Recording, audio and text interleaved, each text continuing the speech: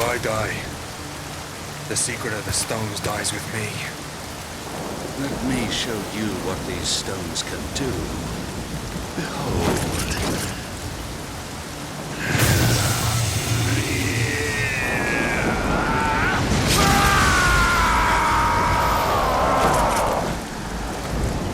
It's time for your execution.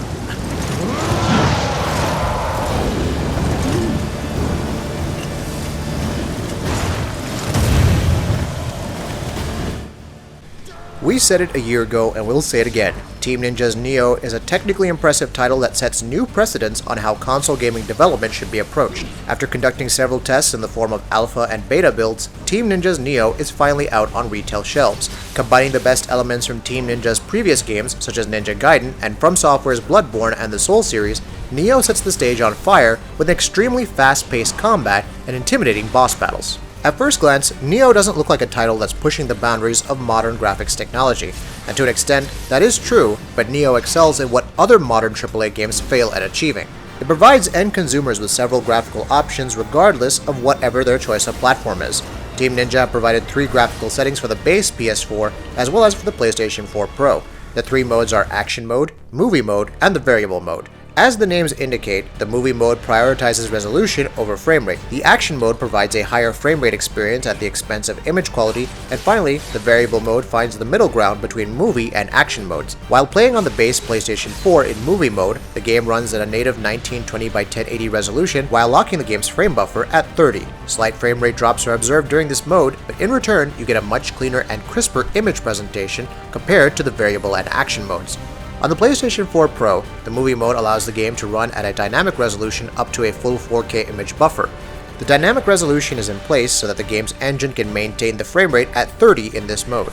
The Variable Mode is perhaps the one that won't be selected by many players. The game runs at an unlocked frame rate, and a dynamic resolution buffer is in place so that a best mix of resolution and performance can be achieved. As noted before, Nioh is an extremely fast-paced game, and a variable frame rate is the last thing you would need in a challenging title like this. Higher frame rates are achieved in this mode, but they aren't stable, increasing the chances of you getting killed by an enemy. So it goes without saying that most players will prefer to play Nioh in Action Mode. Both the PS4 and PS4 Pro run the game at 60 frames per second in this mode. Once again, a dynamic resolution is in place here, but performance is prioritized over image quality. Nioh's Action Mode is pretty similar to what we have seen in last year's Titanfall 2. Achieving 60 frames per second was the priority for Titanfall 2, and although the resolution dropped down to sub-HD levels, performance never took a hit. Team Ninja, a developer known for developing 60 FPS games like Dead or Alive and Ninja Gaiden, have taken the same approach in Nioh's Action Mode. On the base PS4, sub-HD resolutions are achieved, but in return, players receive rock-solid 60 frames per second experience with minimal drops. The PlayStation 4 Pro is able to run the game even better and at a higher resolution due to its better GPU.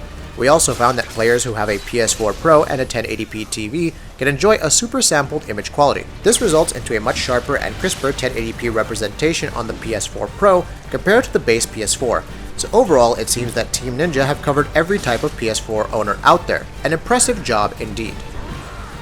On the graphical front, Nioh uses a decent post-processing anti-aliasing solution that smoothens out the edges, however, it's not perfect. Aliasing is observed at times and it kind of hits the game's representation at times. However, it makes up for it with some outstanding Eastern art style, intricate enemy design, and some impressive alpha and particle effects.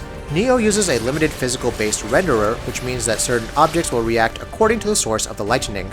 So weather effects and volumetric effects such as rain and wind look and feel pretty decent.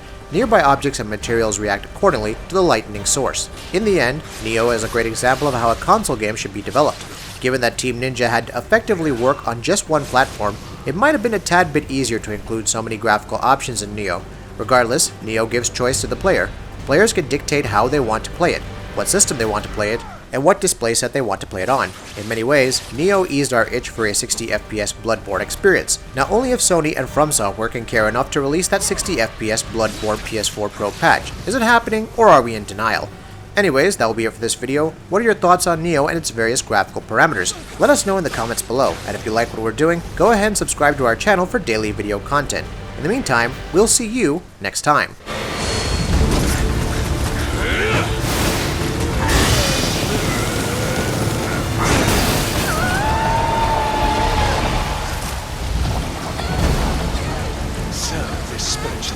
me to the kingdom of gold.